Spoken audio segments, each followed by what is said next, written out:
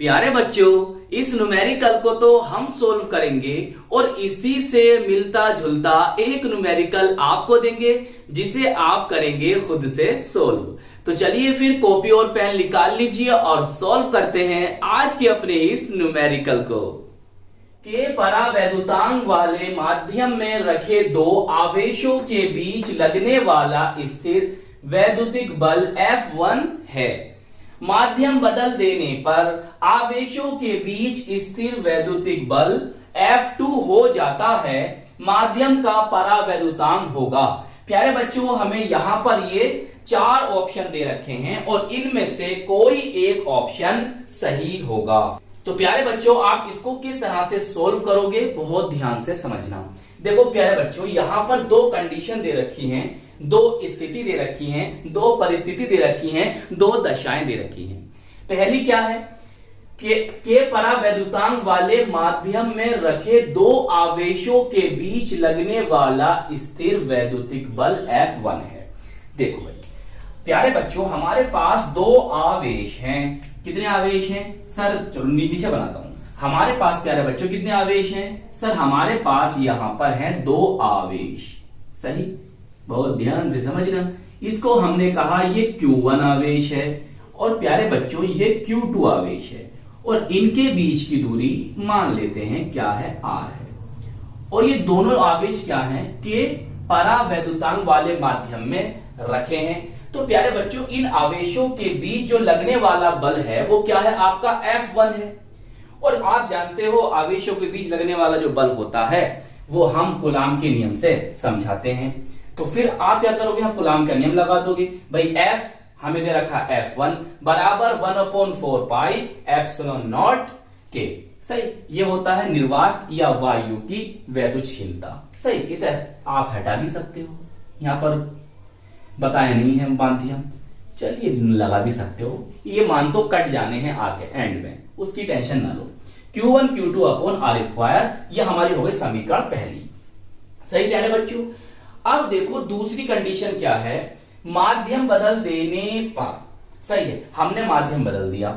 हमने माध्यम को बदला है प्यारे बच्चों, आवेशों को नहीं बदला है। तो ये Q1 है, ये हमारा Q2 है। इनके बीच की दूरी क्या है बोलो? R है। और हमने यहां पर प्यारे बच्चों माध्यम ले लिया K डैश। सही, तो यहां पर लगने वाला जो बल हो जाएगा वो F2 हो जाएगा। बाकी बात सब रहेंगी, बस माध्यम आपका क्या आ गया? K डैश आ गया। Q1 Q2 upon R square तो सेम है। अब हम क्या करेंगे प्यारे बच्चों? हमने समीकरण फर्स्ट इसे कहा और सेकंड इसे कहा, तो हम फर्स्ट को सेकंड से क्या करेंगे? भाग करेंगे।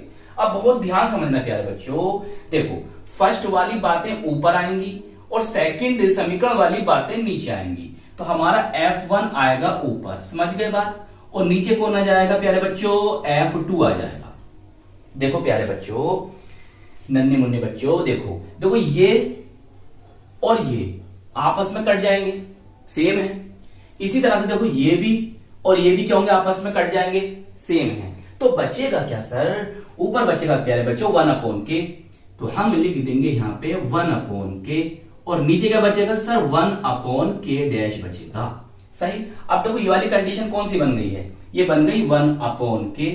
सही, और जो ये K है कहां चला जाएगा? ऊपर चला जाएगा, ऊपर चला जाएगा। ये आ गया। सही, तो हमारा मान बनेगा कुछ इस तरह से, K डैश अपॉन ये ऊपर चला गया और K के आगे नीचे आ गया। सही, तो ऐसे कर लेते हैं। पहला पद मैं यहां लिखता हूं, तो पहला पद बटे दूसरा पद, चौथा पद बटे तीसरा पद। देखो पहला पद ये है, दूसरा ये है, तीसरा ये है, चौथा ये है। तो इसलिए चौथा पद कहां आना है? ऊपर आना है। तो K डैश कहां गया? ऊपर आ गया। बताओ इतनी बात समझ में आई? प्यारे बच्चों, मैंने यहां पर K डैश को रखा बराबर। अब ये जो K है ये कहां आएगा? इसकी गुणा में आ जाएगा। तो बोलो क्या बनेगा सर? K F1 बटे F2। तो बताओ कौन सा ऑप्शन सही है? सर हमारा ऑप्शन C बिल्कुल सही है। तो चलिए फिर प्यारे बच्चों, आप इस न्यूमेरिकल को करेंगे खुद से सोल्व। बिल्कुल इसी की तरह है ये न्यूमेरिकल भी। तो आई होप ये न्यूमेरिकल आपको अच्छी तरह से समझ में आ गया होगा। तो प्यारे बच्चों, इस वीडियो को लाइक कीजिएगा, अपने दोस्तों में और अपने साथ के पढ़ने वालों में जरूर शेयर कीजिएगा और प्यारे बच्चों, इस चैनल को सब्सक्राइब कर लीजिएगा। हम मिलेंगे आपको इसकी नेक्स्ट वीडियो में। जय हिंद, जय भारत।